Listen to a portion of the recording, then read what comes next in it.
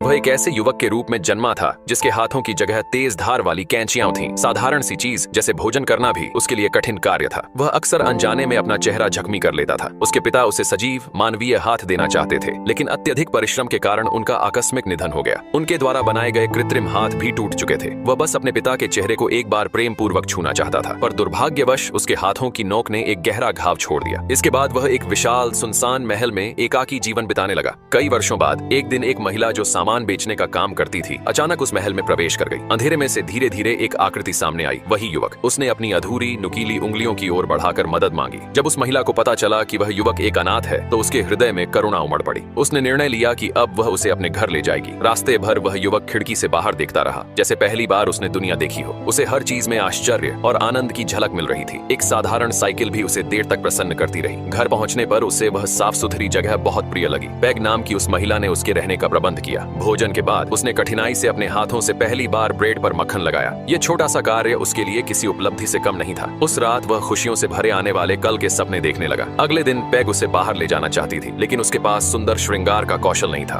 उसने जैसे तैसे उसका मेकअप किया, जिससे युवक कुछ अजीब सा दिखाई देने लगा। बाहर निकलते ही उसकी दृष्टि पैग के पति पर पड़ी, जो बगीचे में पौधों की छंटाई कर रहे थे। वह उनकी नकल करने लगा और शीघ्र ही उसने एक शानदार डायनासोर का आकार गढ़ डाला। जब पैग के पति ने यह देखा तो वे उसे कलाकार मानने लगे। युवक ने फिर कैंचियों की सहायता से पैग के पूरे परिवार की आकृतियां तैयार कर दी। बाद में पैग का पुत्र उसके हाथों की देखभाल कर रहा था। तभी पिता ने कहा, इनमें मशीन ओनियल लगा दो, वरना ये जंग खा जाएंगी। धीरे धीरे आस पड़ोस के लोगों को जब पता चला कि पैग के घर एक बागबानी में निपुण व्यक्ति आया है, तो उन्होंने उसका अभिनंदन करने के लिए एक छोटी सी पार्टी रखी। सभी मेहमानों ने एक दूसरे से हाथ मिलाया, लेकिन जब बारी युवक की आई तो सब चुप हो गए। वह स्वयं ही एक कोने में खड़ा हो गया और अकेले अपने विशेष हाथों से बारबेक्यू बनाने लगा। उसी समय एक बुजुर्ग व्यक्ति उसके पास आए और बोले, मैं भी विकलांग हूँ। युद्ध के दौरान मेरी कमर में चोट लगी थी, लेकिन मैंने कभी इसे अपनी शक्ति में बाधा नहीं बनने दिया। लोग क्या सोचते हैं, इसकी परवाह मत करो। उन शब्दों में उसे संबल मिला। और फिर जब पड़ोसी उसे अपने हाथों से भोजन कराने लगे, तो पहली बार उसे सच्चे अपनापन और प्रेम का अनुभव हुआ।